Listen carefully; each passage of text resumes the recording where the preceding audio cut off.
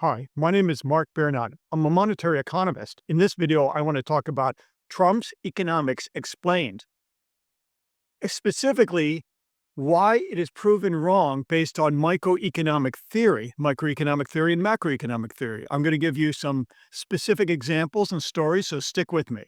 First, I want to examine a quote by John Adams. Basically, he said, "I was a worker, so my child could be an engineer. So his child could be an artist." This was John Adams. And the microeconomic foundation I want to put forth to you and ask you this question is, do you want your children or your grandchildren or the future generations of America, your nieces and nephews, to be working in factories? Because that's what Donald Trump wants.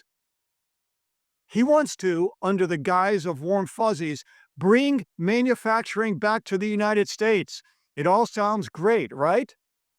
But do you personally want to do that? Do you want to work in a factory? Have you ever worked in a factory or an industrial line production? I have. It's backbreaking work. It's mind-numbing work. It prunes away neurons. Or similarly, cleaning offices or houses or heavy-duty bricklaying work.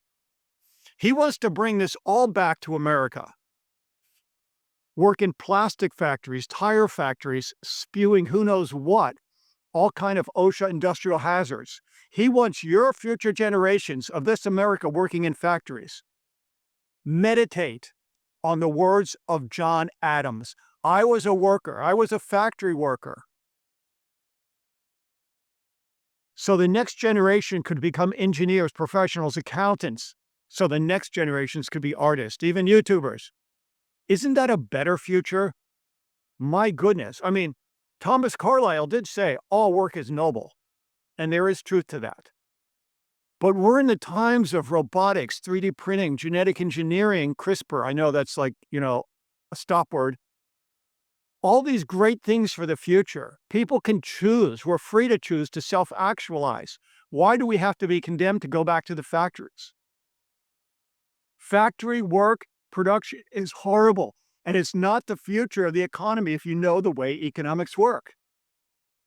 We're not hauling potatoes and heavy work in the fields.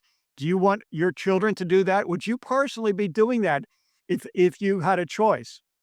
Under this guise of higher wages or something. That's not where the higher wages come from.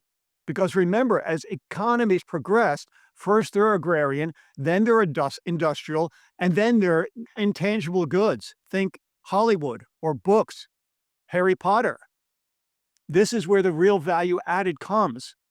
Think about space exploration, nuclear fusion, solving the energy crisis instead of Trump's idea of drilling mines and coal mines and national parks or whatever he's dreamt up.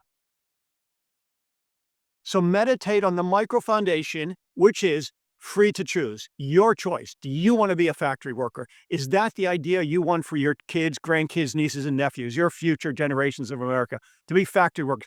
Take that from China and make that. Now, I'm going to give you another. I'm not saying it's, me personally, don't trade with China based on moral reasons. You always have anybody who wants to be part of this world community and make the world a better place we can do trade with.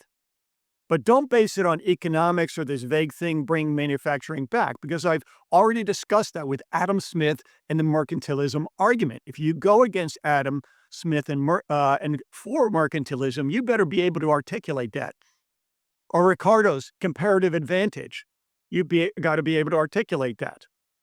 I'm basing it on, anybody that trades with Russia, we should just stop. India, China, stop visas, stop trade, based on moral grounds, because we always have to take the moral high ground to make this world a better place. Democracy, transparency. Now, I'm going to give you a story. 3 stories. Okay, so I am saying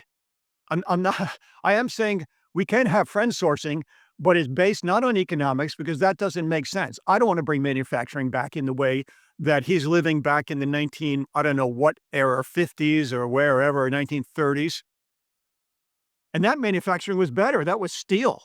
Okay, that was rubber. Now it's all plastics. I want to base it on something else. Freedom and choice. Read Milton Friedman, Free to Choose, Ludwig von Mises. human action. And let me give you some examples. So, as you know, I'm a grower, certified, and I've ratted out some people on Amazon and Walmart. Everybody's selling, they say USDA certified organic. They have the green stamp and everything.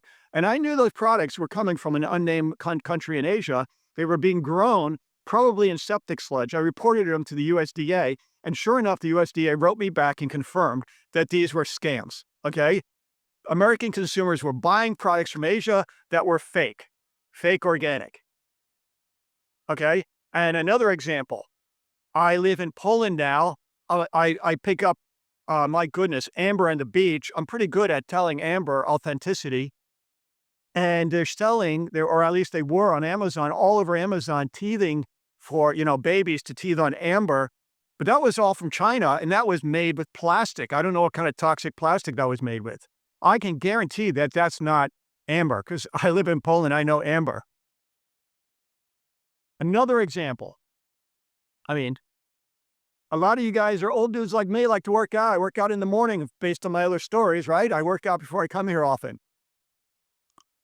It looks like the light is low here. I've got everything cranked, but it isn't. It's just not a lot of daylight in Europe at this time. But I work out. Collagen too. A lot of you guys taking it. You're buying it at the big box store. It's really cheap. Where does it come from? No matter how, if it's got English labeled, then it must come from somewhere good. No, these are all resellers. You get it from Costco or whatever. It is all made, all this collagen too, almost I'd say 100% in Manchurian Industrial Park, District 13, okay? It's made with bovine, mad cow disease, right? Cartilage mixed in with who knows what, not grass-fed, no matter what it said. Go back to my first story. All kind of toxic and heavy metals, right? What do?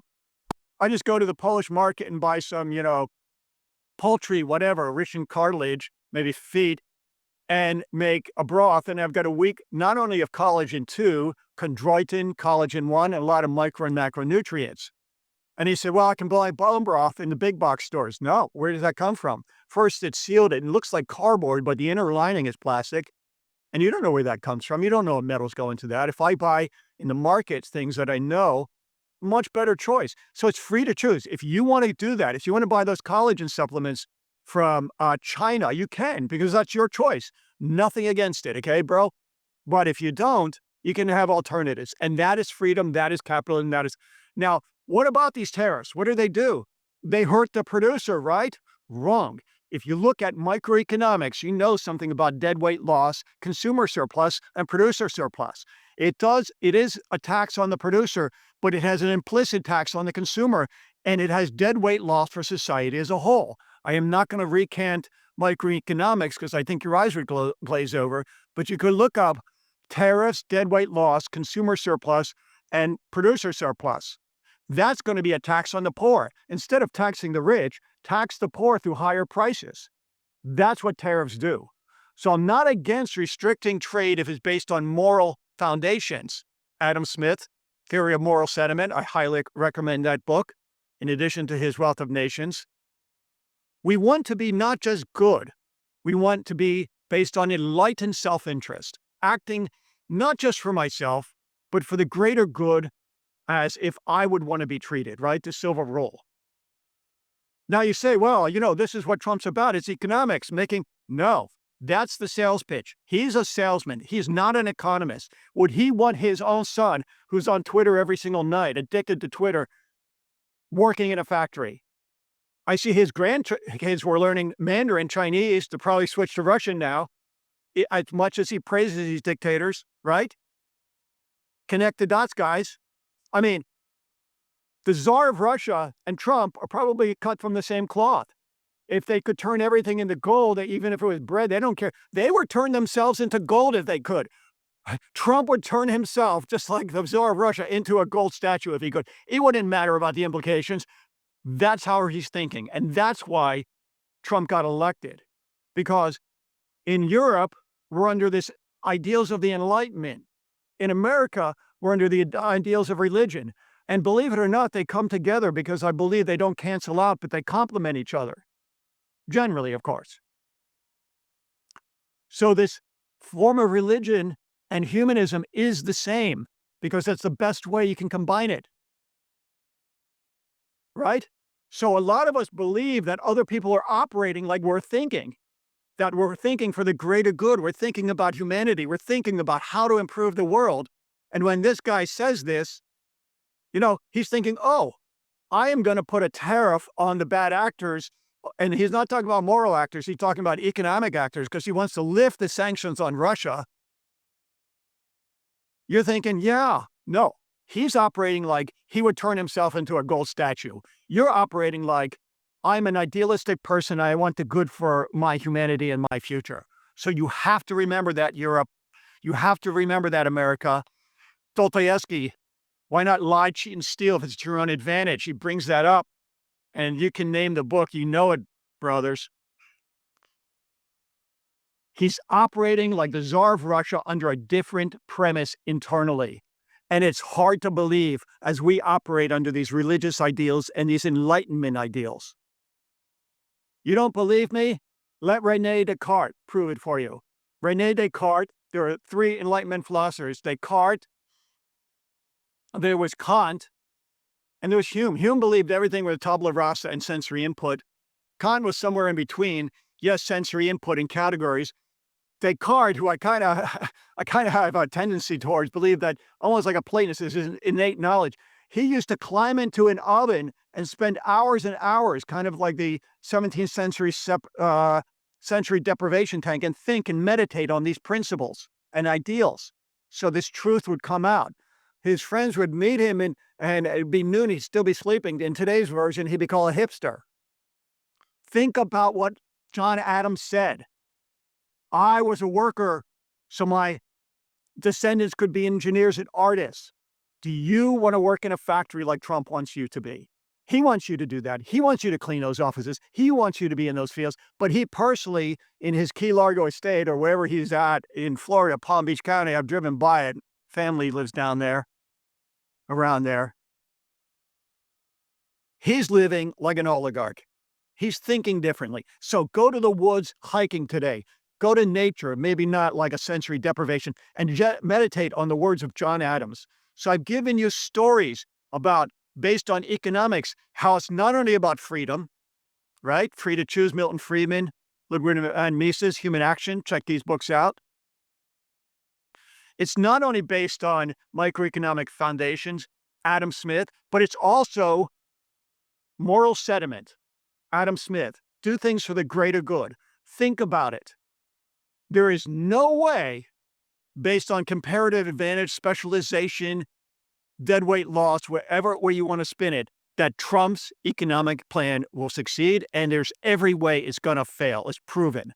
Think about the examples I've given you and meditate on John Adams and his words and ask yourself, is Trump's kid, Donald Duck Jr., or whatever his name is on X, is he going to work in a factory?